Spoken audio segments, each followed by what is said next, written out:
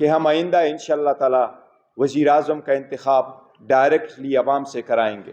ریاست مدینہ میں مدینے والے جیسا انصاف، برائے نام قوانین نہیں، اس پہ عملداری لازم ہے۔ جو لوگ آپ کو اریسٹ کرتے ہیں، ایک گاڑی سے اڈیالہ میں آپ کو نکال دیتے ہیں، دوسرا کڑا کہتے ہیں دوسرے میں آ جاؤ، آپ کسی اور میں اریسٹڈ ہے۔ ہم اسمبلی کی مدت جو 5 سال کی ہے، ہم اس کو کم کر کے 4 سال کریں گے۔ 5 سال کی مدت اس قوم کو کوئی زیادہ ہی لگتی ہے،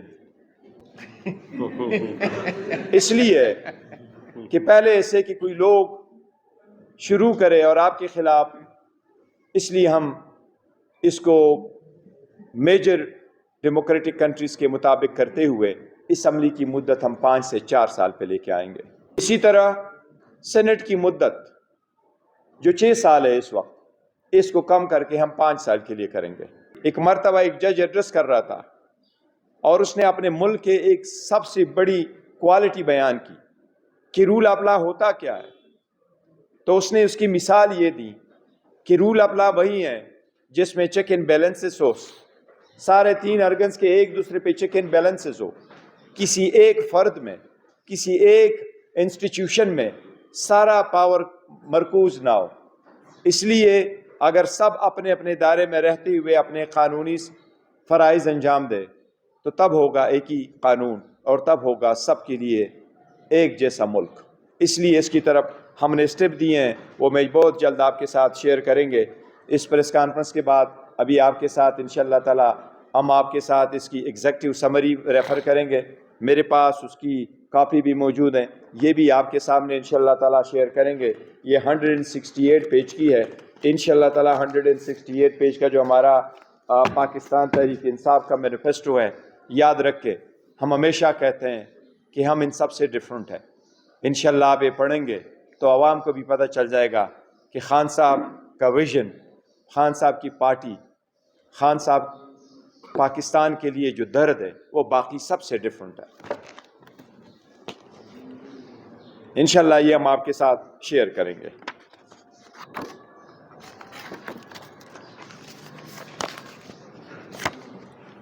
اب میں آپ کے تیسرے پوائنٹ پہ آ رہا ہوں۔ ہمارا ویژن کیا ہے پاکستان کے لیے اور ہمارا آواز یہی ہے اس کے لیے۔ ریاست مدینہ میں مدینے والے جیسا انصاف، برائے نام قوانین نہیں، اس پہ عملداری لازم ہے۔ ہمارے کچھ قوانین فرسودہ ہو چکے ہیں، چاہے وہ کرمنل پروسیجر ہے، چاہے وہ سول پروسیجر ہے، چاہے وہ پاکستان پینل کوڈ ہے۔ عدالتوں میں لوگ جاتے ہیں، عدالتوں میں لوگ پھنس جاتے ہیں، یا وہ ایکسپینسو بھی بہت ہے، یا لینتھی بہت ہے، یا کمپلیکیٹڈ بہت ہے۔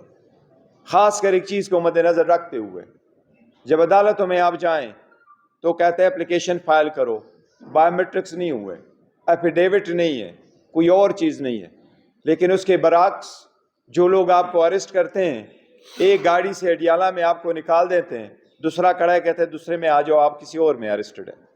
ان کے روک تھام کے لیے، عوام کی بنیادی حقوق کی تحفظ کے لیے ہم کرمنل پروسیجر کوڈ جس میں سارے اختیارات موجود ہیں، ہم اس میں انشاءاللہ تعالی بہت ریفارم لے کے آئیں گے تاکہ عوام کی بنیادی حقوق متاثر نہ ہو اور ان کی پروٹیکشن ہو۔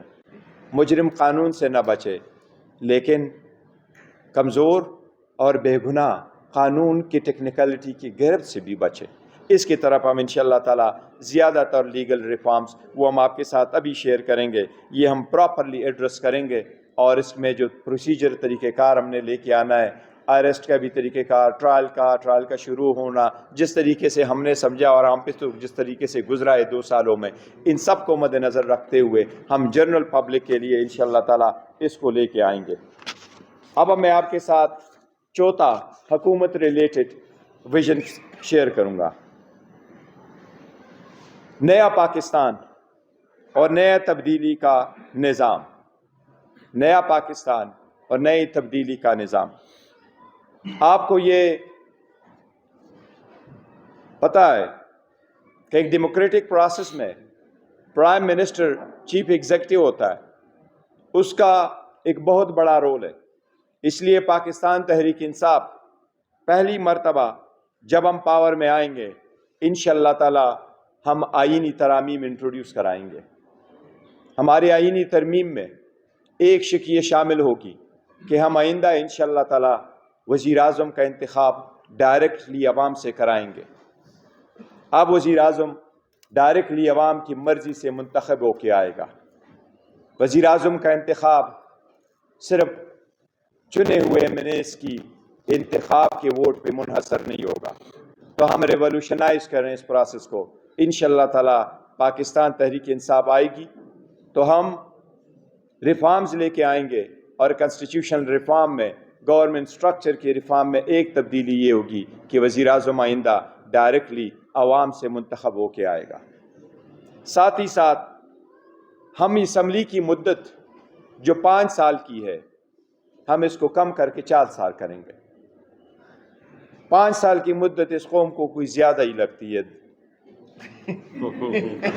اس لیے کہ پہلے ایسے کہ کوئی لوگ شروع کرے اور آپ کے خلاف، اس لیے ہم اس کو میجر ڈیموکریٹک کنٹریز کے مطابق کرتے ہوئے اسمبلی کی مدت ہم 5 سے 4 سال پہ لے کے آئیں گے۔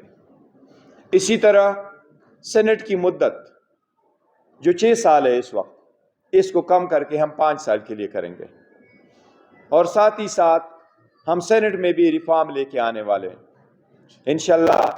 عوام کی ہمدردی اور سپورٹ کے ساتھ، ووٹ کے ساتھ، اگر اللہ سبحانہ و تعالیٰ نے موقع دیا تو ہم سینٹ کو بھی ریفارم کریں گے۔ ہم 50% سینٹ کو ڈائریکٹلی الیکٹ کروا لیں گے۔ آپ نے دیکھا ہے انڈیا میں بھی کئی سارے ایسے اسٹیٹ ہیں جہاں کچھ سینیٹر ڈائریکٹلی منتخب ہوتے ہیں اور کچھ سینیٹر تھرو ہم جس طریقہ ہمارا پروسیس ہے MPAs ان کو ووٹ دیتے ہیں۔ لیکن جس طریقے سے آپ نے دیکھا ہے ہر مرتبہ سینٹ کے پروسیس میں کرپشن کی ایک داستان آ جاتی ہے۔ اگر 50% ہم ان کو الیکٹ کر لیں اور 50% ہم انڈائریکٹلی الیکٹ کروا لیں MPA سے، تو اس میں کسی صورت کا پیسے کا نہیں ہوگا۔ یہ وہی پاکستان ہے جس کا خواب ہمیشہ سے خان صاحب نے دیکھا ہے۔ وہ یہ کہتے ہیں کرپشن سے پاک پاکستان ہو۔